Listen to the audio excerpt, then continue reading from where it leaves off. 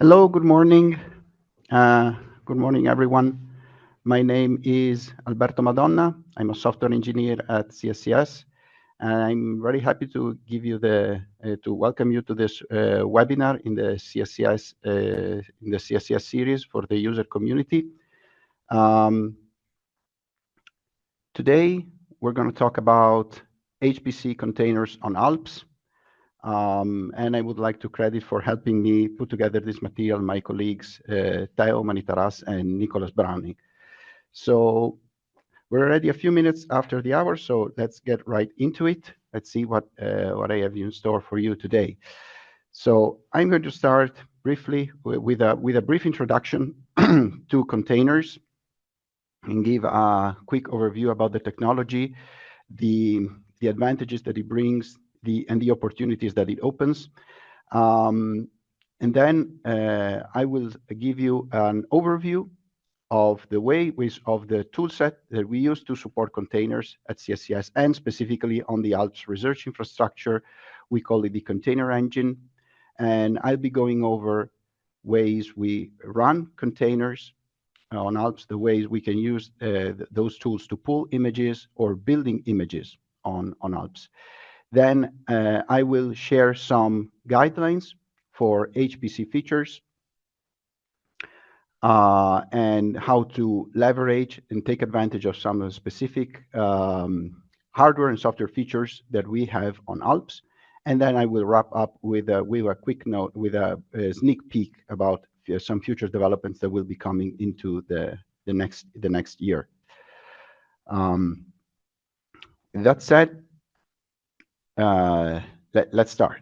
So, containers, what are they? That's can be a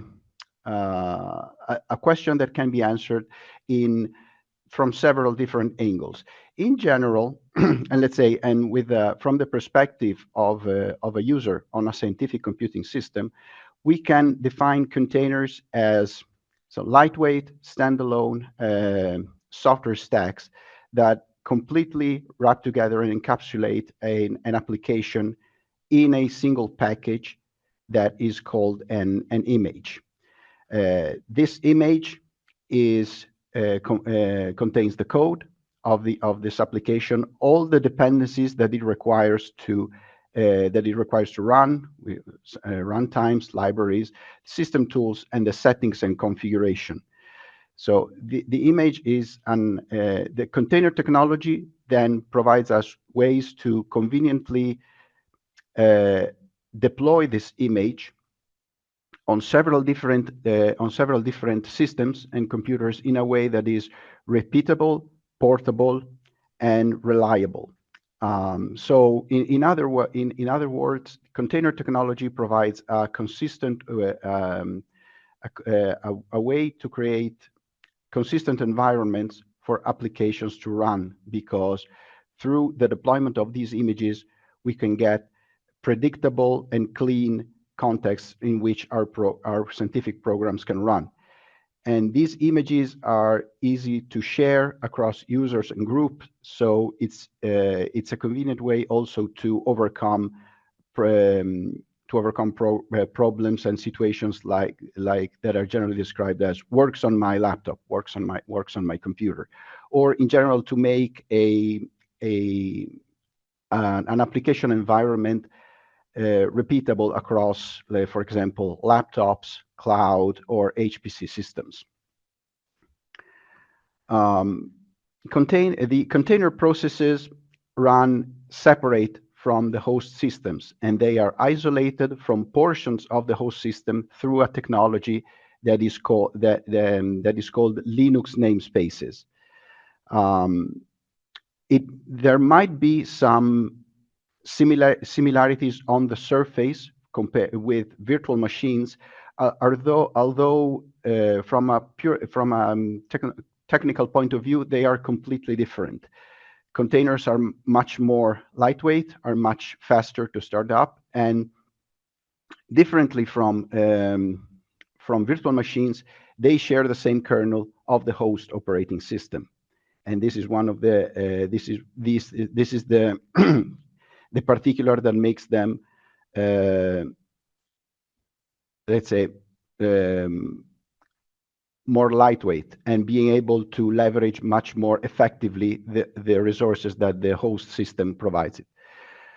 Containers are a very popular and widely adopted technology. They are one of the foundational pillars of the cloud native, of cloud computing and cloud native technologies. And as such, there is a very, very large ecosystem of tools available. And you are likely to have heard already several technologies that are enabled by containers. In machine learning in particular, is one of the areas where containers and related tools are especially pervasive and are very predominantly adopted. And in this area, software vendors and even hardware vendors like NVIDIA and AMD, they provide a software stack optimized for their hardware as pre-baked container images. I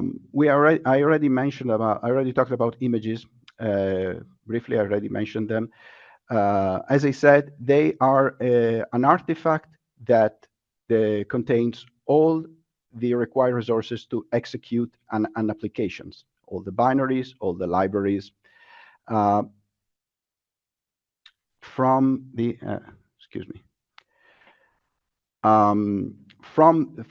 point, so these images provide the file system content of the container session once they are deployed and executed on a system. So from a point of view of the user, it is like the content of the images replace the native operating files, the native operating system of the host machine. And because of the Linux namespace isolation, normally the host file system is inaccessible unless it is explicitly exposed in selected portions inside the containers. Images can be retrieved very easily from cloud platforms or portals that are called registries in jargon. The most popular registry is Docker Hub, provided by Docker. Other alternatives might be, for example, Quay.io or institution-provided registries from laboratories, universities. And then, as I mentioned, there are also vendor-provided registries like the NVIDIA NGC or AMD's Infinity Hub. Or if you don't find the image that suits your needs or does what you require, you can build your own container images on an HPC system, on a cloud instance, or on your personal computers and laptops.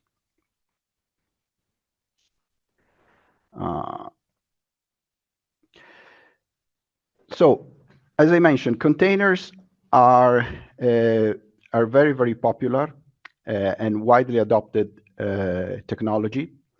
And a number of different, but they all rely on very general technical foundation provided by the Linux kernel. And because of this, many different technologies, many different implementations have emerged over the past, let's say, 20 years, providing different takes and different features on interpreting and applying the general container concepts. Two particularly popular of these general purpose implementations are Docker and Podman. Probably you have already heard about them.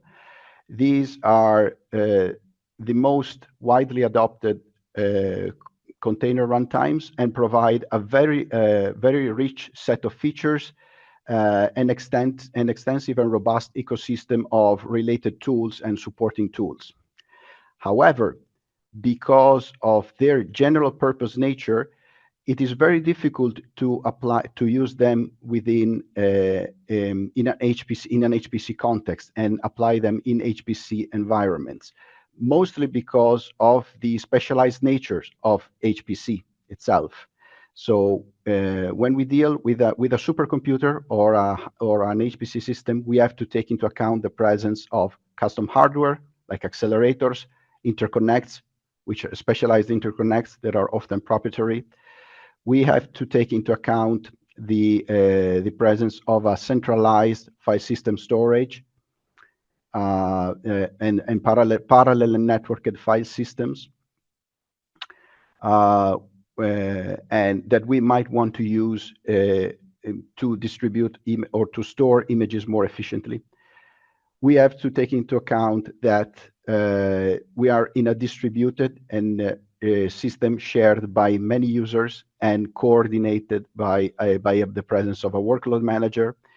And also that for some technologies, like for example MPI, we require a reduced level of isolation than those that are normally applied to general purpose containers. And these are general considerations, and then there are some implementation specific drawbacks. For example, Docker is built around a root daemon that runs containers with root privileges. So if you can interact with Docker, for example, from the terminal, you are essentially root on a system. And this is something that might not be advisable on a multi-user shared system. On the other side, with Podman, it doesn't rely on privileged root operation, but uses another technology called user namespaces to provide so-called rootless containers, but this adds additional complexity and other technical implications, making things more difficult. So because of all these reasons and the general difficulty in applying these general purpose container implementations, over the past, let's say, 10 years, several HPC focused container runtimes implementations have emerged to make it possible to leverage containers in HPC. On Alps in particular, we support containers through a diverse set of tools that collectively we refer to as the container engine.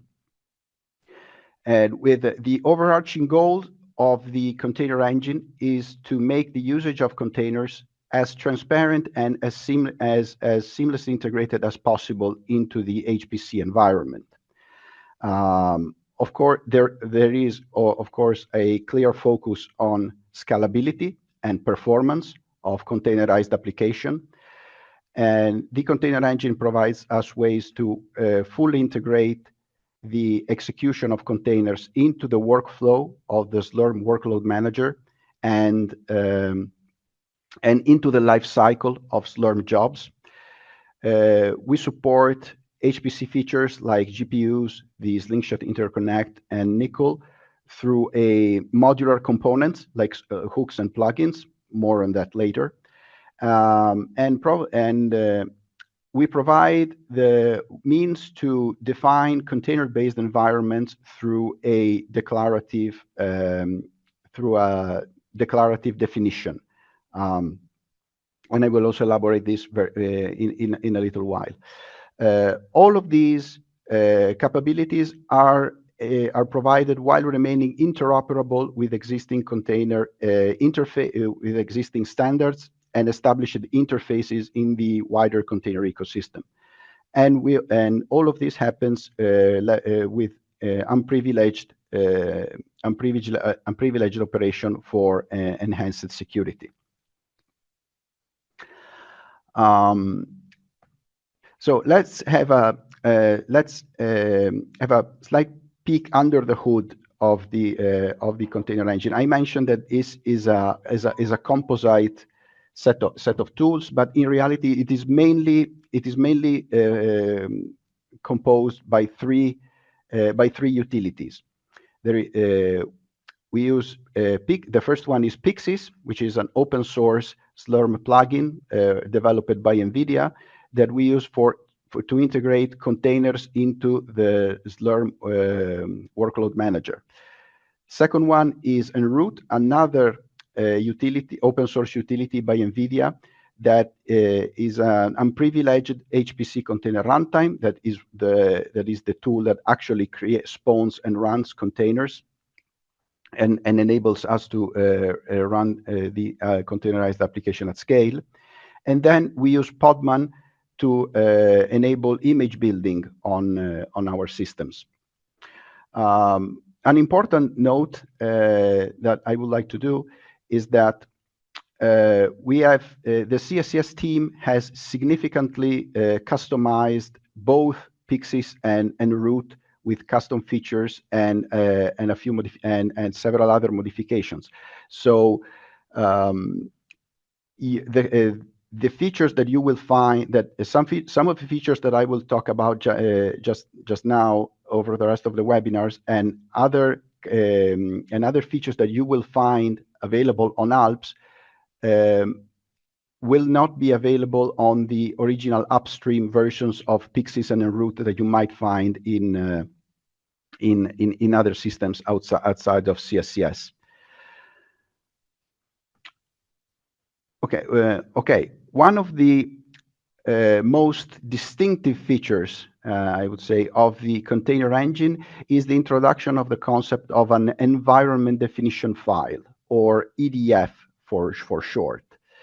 What is it in essence? In essence, it is a TOML file that describes the context in which you want your batch job or your compute job to run, starting from a container image. So basically, you define the image that provides the general backdrop of your job, and then you provide all the customizations that you want to be applied to this image. So basically, these roughly correspond to the options that on other container runtimes or implementation you would pass through as command line options. So it's a mount points, environment variables, annotations, and so on. From a conceptual point of view, the EDF is meant to be as a declarative recipe or a blueprint to define containers as job environments. And here on the right side of the slide, on the code block provides an example of an EDF file for a PyTorch machine learning job. We believe that moving these kinds of or that defining these kind of properties and work and use case specific options in a text file rather than a command line option provides much more convenience to an easier management for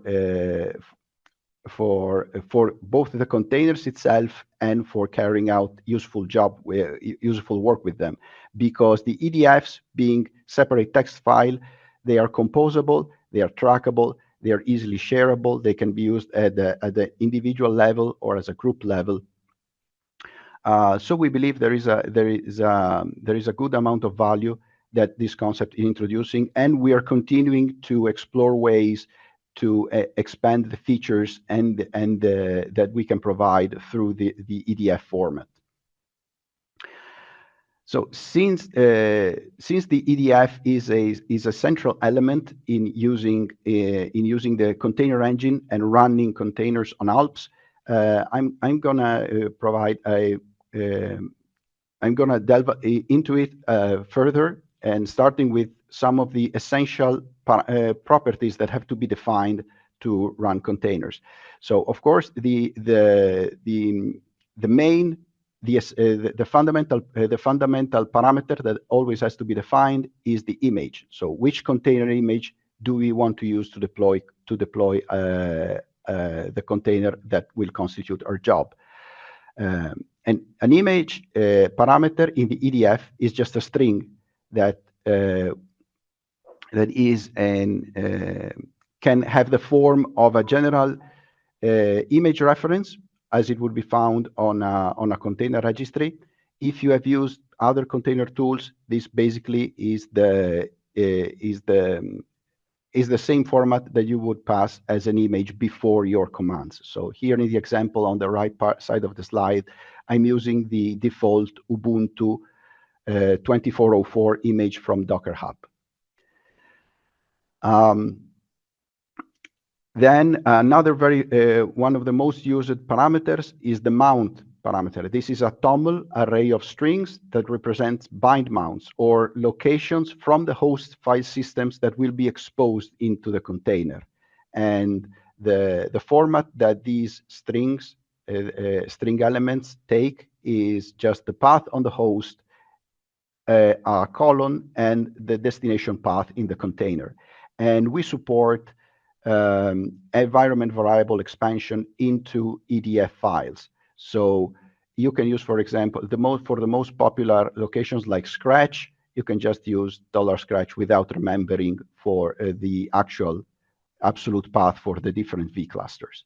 And another quite useful parameter is workdir. That is just the absolute path that represents the initial working directory inside the container once it starts.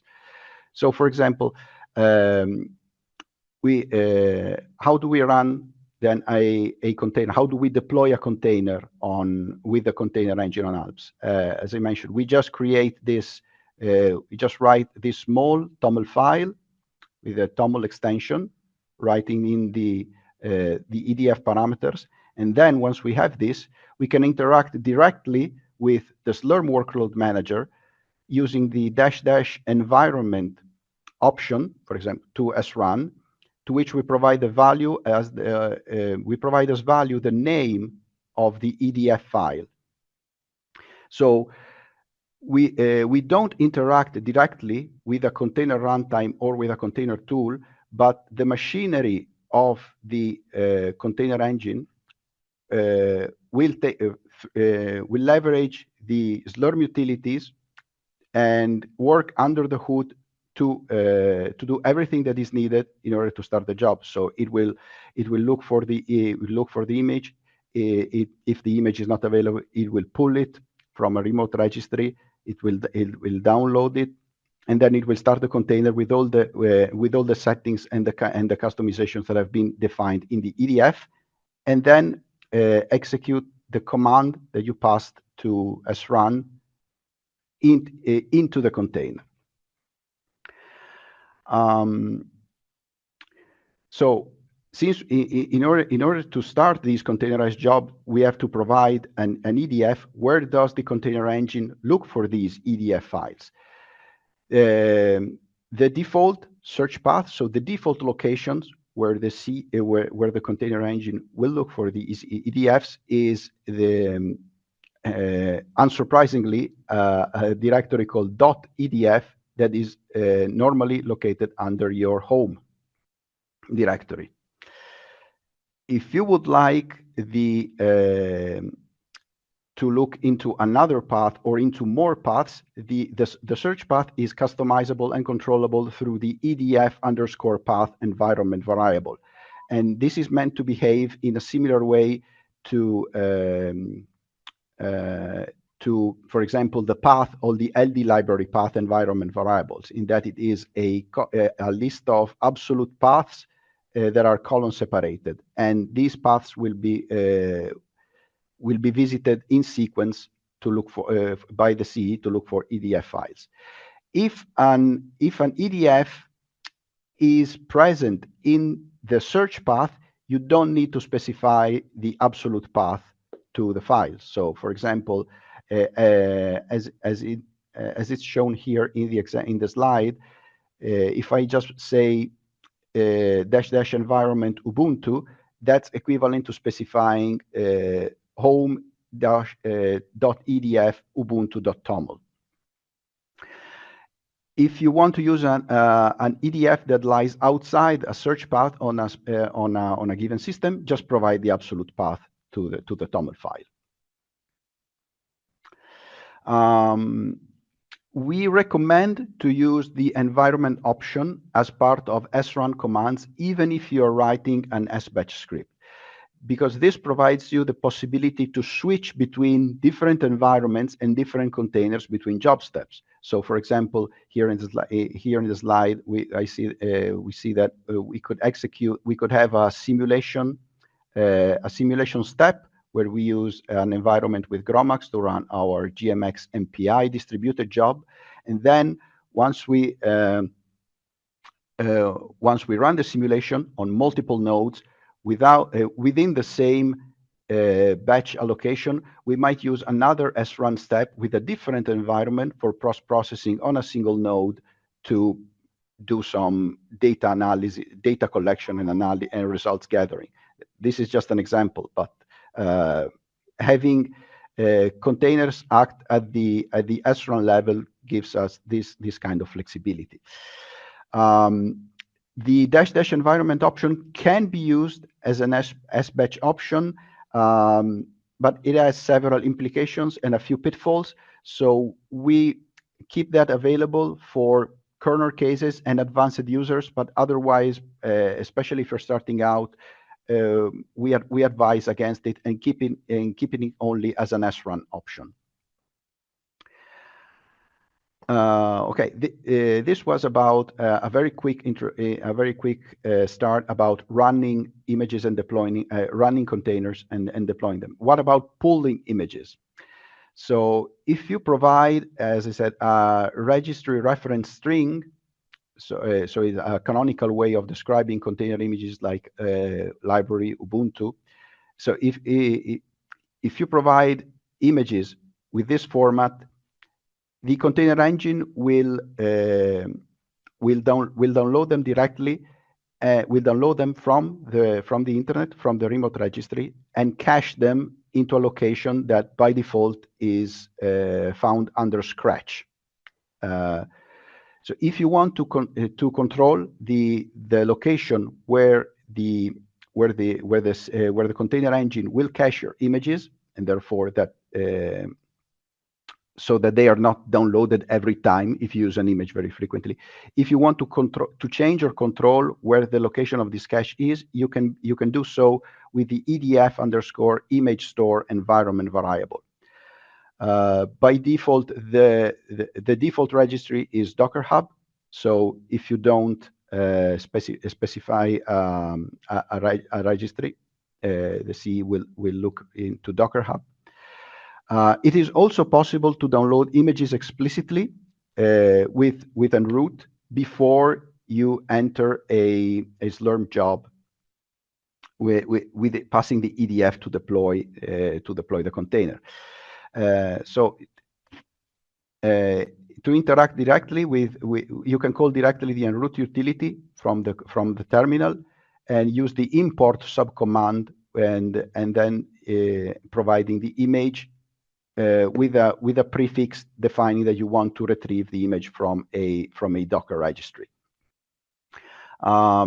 Here on the right side of the slide, there is an example where the en route import command is used to download a CUDA 11 image, and after the process is finished, you will find a squashfs file in the location where you called en route.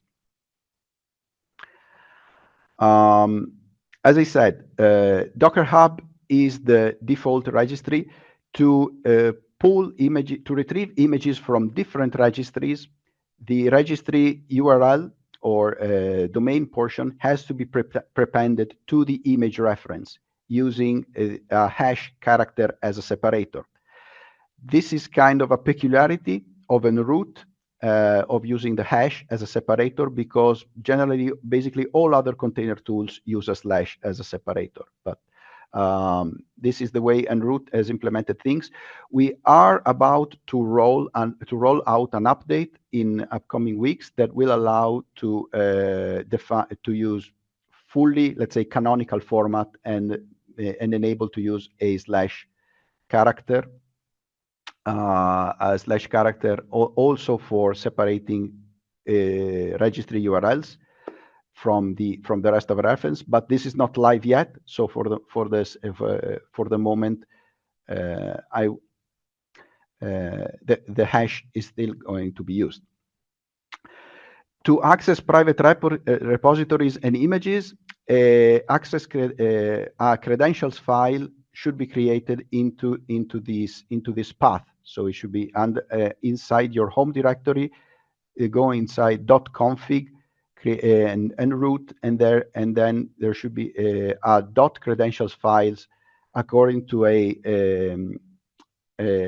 should be created there with a specific format. We have all of this documented into our documentation portal. I just have a code block example here. So I'm just going to mention that the credentials are provided to a file. They're not provided through the command lines directly. If you want to interact with private images, for example, from NGC, that is a very popular registry for machine learning use cases, you do have to register on the NGC web portal, but when it comes to the credentials that you need to use to download that, you just have to provide a $, or the auth token, and then provide your API key as the password.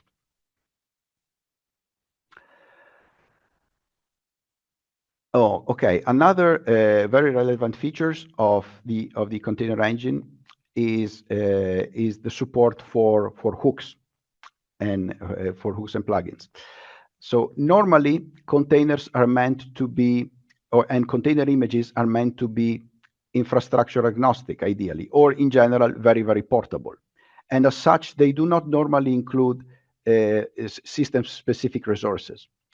Hooks are custom scripts that can perform specific actions during the life cycle of the containers.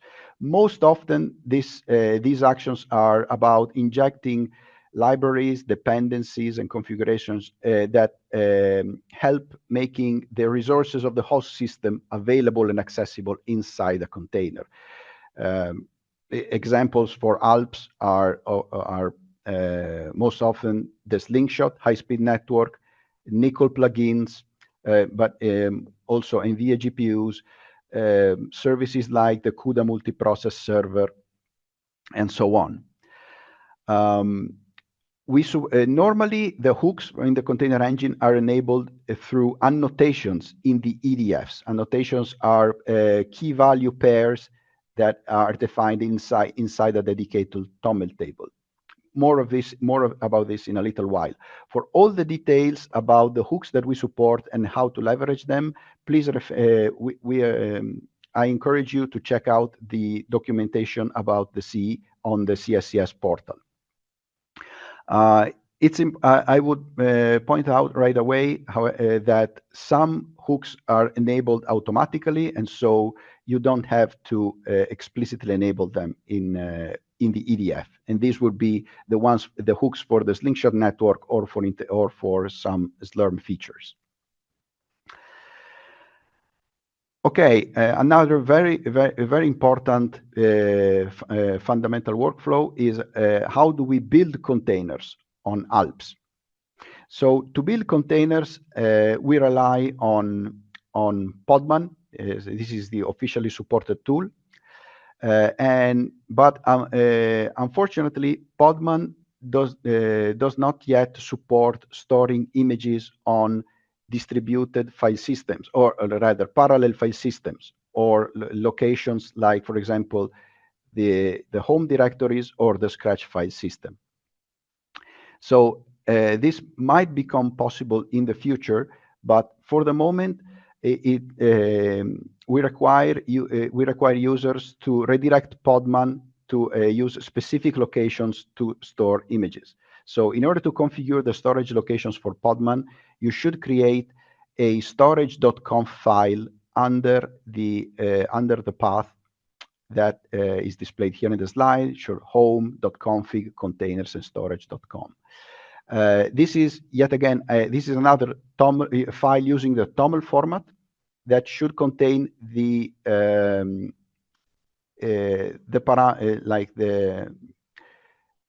properties that are displayed here in the right side of the slide. So there should be a storage table and 3 parameters. Currently, we support the overlay driver, and we recommend to use devshem as a storage location. And we strongly recommend to build images on compute nodes to avoid, well, first of all, to have a node completely dedicated to you, because if you build images on login nodes are used at the same time by many other users, by many different users. So in order not to, let's say, clog shared resources, we kindly ask to use compute nodes to build the images. However, because of these, the combination of these recommendations using devshem and building images in compute nodes, this means that the Podman images built during a job allocation will be deleted when the job ends. And as such, it is very important that once you have built an image with Podman, to either push them to a remote registry, right, or import the images directly as SquashFS with the container engine before the job allocation finishes and the image gets removed. That said, that was a kind of a preamble. How do we actually build the containers? So we configure the storage for Podman. Now the rest of the steps look much more similar to what is conventionally done with Docker or Podman itself. So we create a Docker file or a container file. They're basically the same thing. It's just a different terminology depending on how if you want to be vendor specific or more vendor neutral. So we create a Docker file and we provide the instructions. For example, here we base off Ubuntu and we install a few packages. Once we have the container file, we can call Podman from the command line to create the image with a Podman build command. Can provide a custom tag or maybe a custom path to a container file and the build context, in this case, the current directory.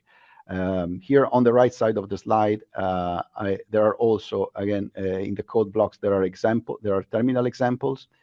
We enter a job in a compute node through srun interactively, so with the --pty bash with an interactive session inside a compute node. We call Podman build. Once Podman, you will see the output of the build process, and then when it's finished, you will see that through the Podman images, you will see that an image is created in the local Podman storage. Now, there are 2 options that I mentioned before. We can either push the image to a remote registry on the internet. In order to do so, we do Podman login to a specific registry. If we don't have right away a tag suitable for uploading images, we might want to retag our image, and then we just call Podman push, referencing the registry and the image, and this will upload the image on the internet. Or we can do this, or import the image directly in a SquashFS format for execution at scale through the other container engine tools with the support with the Slurm integration as I've shown before. So in order to import an image directly, we call enroute import with the -x mount. I really recommend to use this option because it will greatly speed up the import process.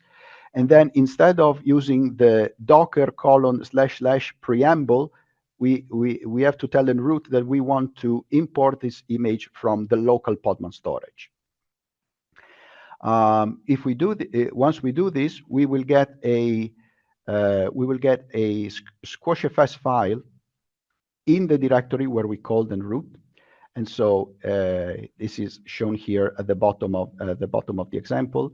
We call enroute import. We get our SquashFS file. So now we can exit the allocation, the job allocation where we created the image, because now we have a SquashFS file that, for example, is stored on Scratch, and it's not going to disappear. And now we can create an EDF file referencing our the absolute file system path to this SquashFS image, and then we can run it through srun. So this is something that I have not mentioned before. If, as I said before, if you use a Docker reference in the EDF file, the image will be pulled from a remote registry. If you want to use an image present on the file system at a specific path in a SquashFS format, you just provide you provide the absolute you provide the absolute file system path as the image parameter within the EDF. So you have these two possibilities.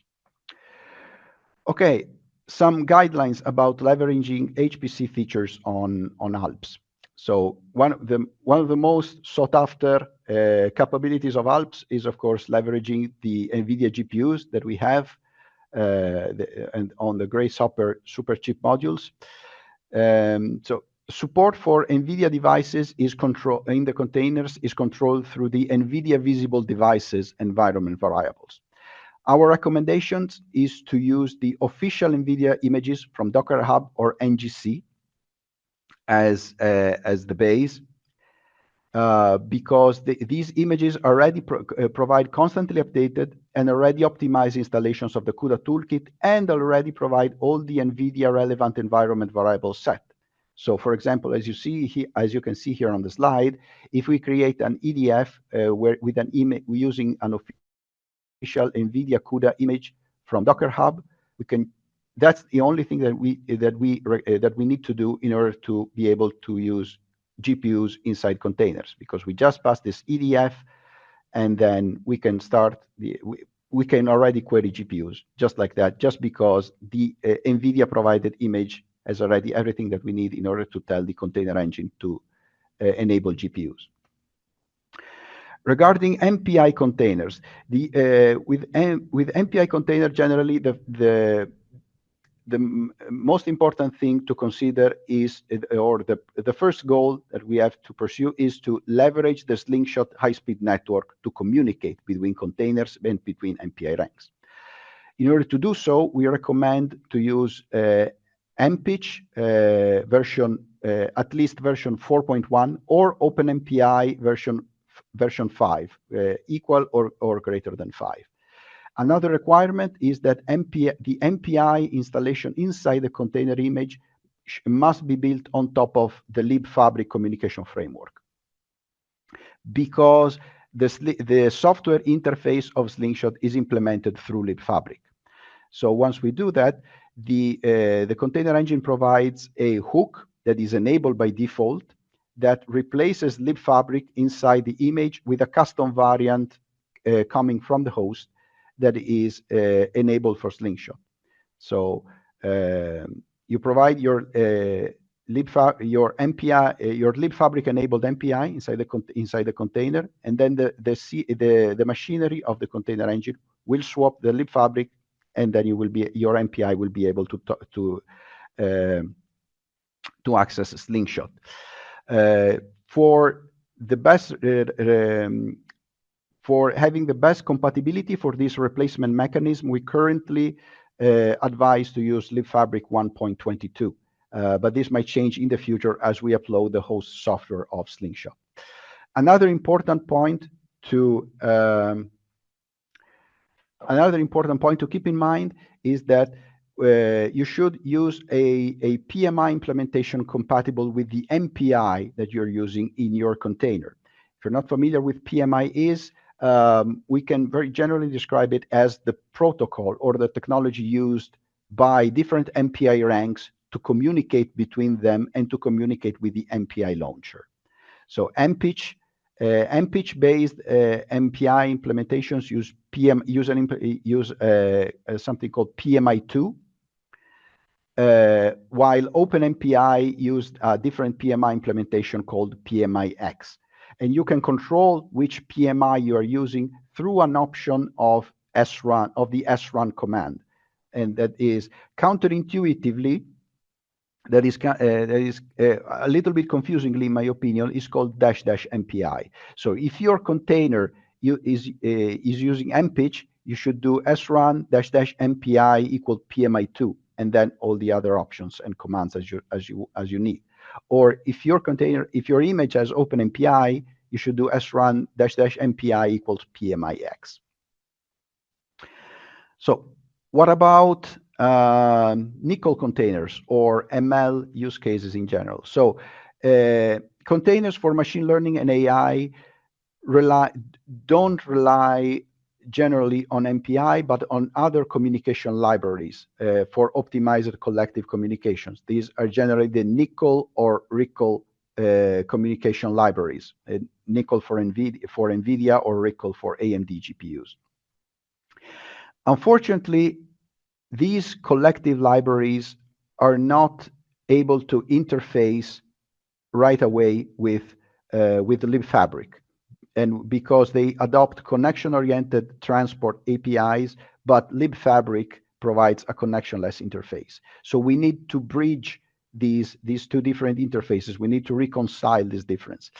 And there is a nickel plugin developed by AWS that does just that. That allows nickel, for example, to leverage libfabric to access a specific type of network. The CE provides a hook that mounts the AWS OFI nickel plugin. And so it enables this connection between the nickel in the image and libfabric and eventually Slingshot. In order to enable the AWS nickel hook, these two annotations must be defined in your EDFs. So the first one will tell the container engine to enable the hook, and the second one which version of CUDA your image is using. Useful thing to note, for images that only use nickel to communicate, that don't rely on MPI, on MPI, so libfabric does not have to be installed in the image. So it's not a requirement as it would be for an MPI image. So because nickel is able to discover and load, nickel and the plugin are able to discover and load the libfabric at runtime. So this is very, very convenient in my opinion. Just to give you an idea how critical the use of the AWS plugin is to enable performance for nickel, here is an example of an all-reduce benchmark with PyTorch and nickel using an NGC image. So on the left side, we see this bandwidth test running with the hook, and on the right side, without the AWS the AWS plugin hook. So and the difference is very, very relevant. So and it will so the impact on the job performance will increase as the job scale increase. Okay, let's just a quick glimpse, as just a sneak peek into the future before wrapping up the presentation. So I mentioned that right now the current incarnation of the container engine is relying on NVIDIA developed tools like Pixis and Enroute. At CSCS, we're currently working towards transitioning to Podman as the core runtime of the container engine, eventually replacing Enroute. We're doing this because we think it will provide a lot of value, not just in the way of aligning our tools or having a single core technology that is applied to all the essential functions of the container engine, but also brings additional flexibility and sustainability, in the sense that through Podman we'll be able to tap much more significantly into the vast ecosystem of cloud native technologies and enabling new tools and new use cases, and benefiting also from the maintenance effort and the massive amount of work that is going on in the cloud native space, and enable even more advanced cloud native use cases. So to integrate Podman into the HPC system and HPC infrastructure and the container engine, we will be using some task-specific components that will fall under the Sarus umbrella. You might be familiar with Sarus if you have used containers on CSCS systems in the past. It was the name of our container technology, and we are bringing forward the spirit of the of the old Sarus engine. So, but these are all things that will be happening under the hood.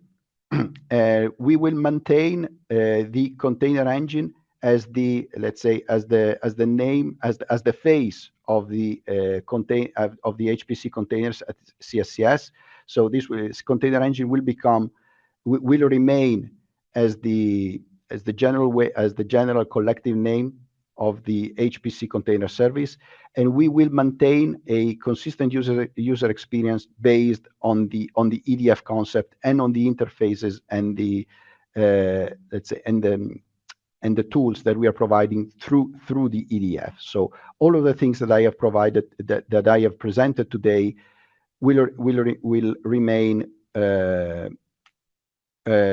basically unchanged. We will make sure, we will work very hard so that this transition is as consistent and as seamless as possible.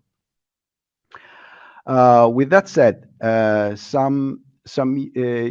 all of the things that I have presented to you today, as I mentioned, are documented in much greater detail in our documentation portal. So I encourage you again to have a look there for more detailed information and to learning more about the container engine. We have a dedicated general page for that. We have also more details with more examples about building container images on Alps.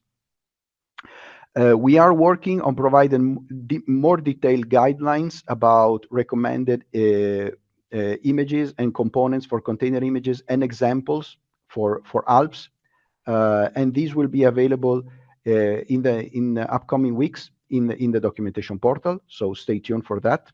We also provide some tutorials for machine learning. As I mentioned, machine learning is one of the main consumers of containers, so that might be useful for you as well. Yeah, and in the context of machine learning, very popular images are provided from NVIDIA through the NGC catalog. So you might want to have, if you're curious about machine learning, you might want to have a check that as well. And that is everything that I have for the presentation, and I thank you very much for your attention. Thank you very much for attending today. Thanks for your attention, and thanks for participating with questions. And I hope you can really find value for your work by using the container tools that we provide on Alps. Thanks everyone, and have a great day.